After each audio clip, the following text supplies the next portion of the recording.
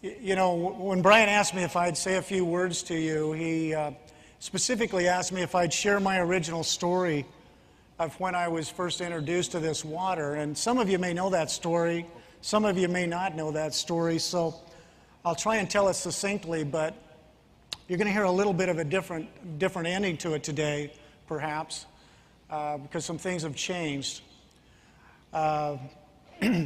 But it was in the early 1980s when I first went with a group of about a dozen, there was actually 13 of us, doctors and acupuncturists, and we went to Asia for about 4 weeks, and our intent was to learn about and see if we could learn how to incorporate particularly the science and the practice of acupuncture into medical practices, and particularly how they were doing it in the hospitals.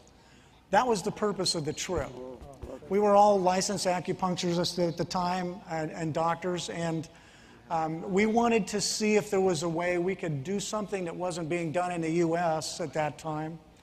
And quite honestly, you're seeing the results of that trip today, because many hospitals today are using acupuncture as part of their therapies, and that's a wonderful thing, I promise you. And so we learned some of those things on that trip. What I did not anticipate on that trip was learning something about water that would change my life. And again, this was in the 1980s, so just keep that in mind. Nobody was talking about ionized water back then. And so while I was there, I happened to be in Japan. We were moving from hospital to hospital. And in one of the hospitals that we were at, I walked in and had been doing some things with some of the Japanese doctors. And I heard this guy, I knew he was from the South, he ended up being from Texas, but I heard him speaking English, and I'd been in in Asia, excuse me, for a few weeks. And that really tickled me, because I was hearing it from somebody besides those 12 guys that I was with, and it was wonderful. And so I went over, I introduced myself, and he was in a wheelchair, and he had his legs under a blanket.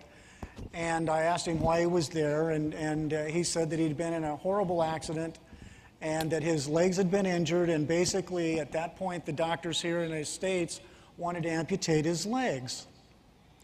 And he said, I'm a really active guy, I have been my whole life, and I don't want to give up my legs. I got to say, I don't blame him a bit. Made totally good sense to me, but they were turning gangrene. And when you start seeing the gangrene issue, and it was starting to become a problem, doctors felt like there was no other solution. But somebody had told him that they had a special process they could use. So he went to Japan after being assured that they could most likely save his legs. And actually, in the 10 days or so that we were in that area, I witnessed his legs being saved. And it was a miracle. But I have to tell you, when he first told me about it, he said the doctors, he'd just met with them, and they were going to treat him with water. And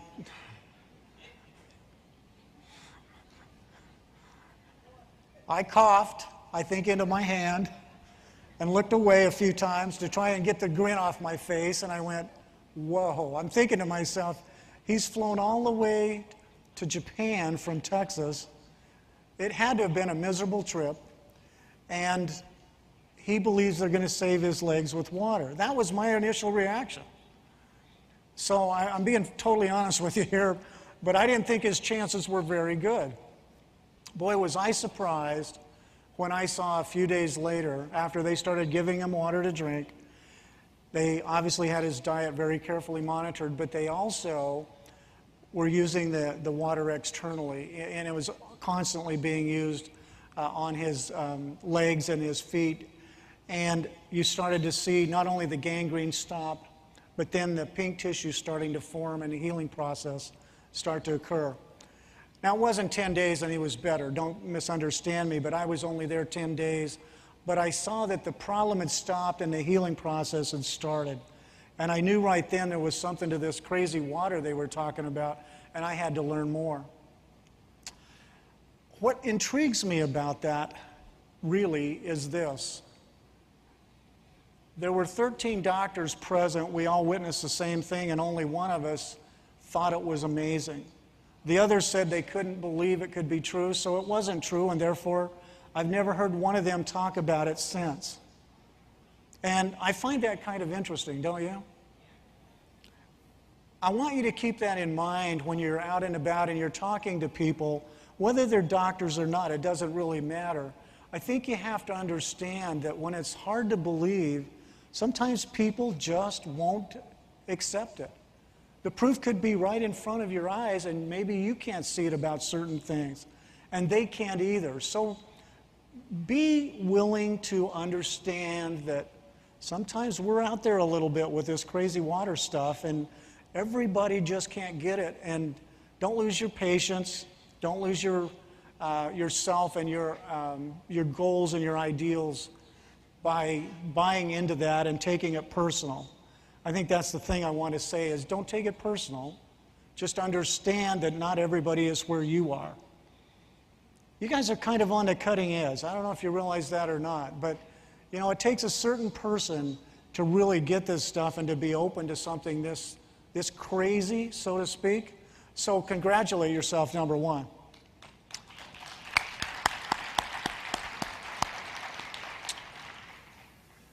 The other thing I want to tell you is that crazy Texas friend of mine who I met there and became friends with did get his legs better, did come back to the U.S., and he lived several more years before he died of something completely unrelated. Wonderful man, and it's thrilling to watch people get their lives back. And most of you in this room know that. You've seen those miracles. You've participated, maybe not in something quite that dramatic, but you've had that opportunity. There's a little more to this story that I didn't tell you. When I got back from Japan on that original trip back in 1984, I was really excited to share with people about the water because I'd seen a miracle. And not only that, I wanted to start drinking it every day. So I started, well, I went out there and started looking to find a machine. And there wasn't a lot of ionizers in 1984, in case you're wondering. But there was a couple of them that I found, and I looked and I did as much checking as I could, and I bought the first one, and I got it, and I was all excited, and I set it up, and I started drinking the water, and I started sharing it with patients, and I'm telling them how great they're going to feel, and all these things because I knew what it could do, and nobody noticed anything. It's kind of depressing. And I was a little embarrassed, and I thought, well, it must be that this is just a bad machine. So I did a little more research, and I went out and bought the other brand that was out there at the time. And basically, same song, different verse. And I was a little more embarrassed because people trust me. And I don't normally put my reputation on the line unless I know I can deliver the goods, if you understand what I'm saying. And I believed I could, but I wasn't. So there was a few years there where I was frustrated, and I tried buying different machines as they came on the market. I learned a lot about ionizers and what they did and how they worked, and I thought I understood it well enough to know that I could pick a good one. But you know what? Even with all that knowledge, I was still buying machines that really weren't producing the results. Oh, once in a while somebody'd say, you know, I think it's helping, Doc, but you know what I knew? They were just getting more water down. But it wasn't doing what I was expecting. So at last count, I think there was about 15 or 16 different brands of machines, and several of those companies kept telling me, well, the newest, latest, and greatest is the one you got to have. So, you know, I had this big sucker sign on my forehead, and I said, I'm looking for Shangri-La, right? So I kept buying them and testing them by drinking the water, and unfortunately, nothing really got me excited until I got a call. Was asked to go down. This was in July of 2006, I believe. And I remember Mita and Jeannie Basso and a few of us were actually on the Queen Mary. And I had a chance to drink this water. And it was there that I went, now this tastes like the water I remember. And it has a very distinct taste, not so much taste, but we all know that when you drink Kangen water, you can tell it goes down easier, smoother. Well, that's what I remembered from Japan. So I immediately bought a machine and started sharing that water, And you can read my book if you want to know some of the results. But it was completely different than previously. So that's kind of wrapping up the rest of that story.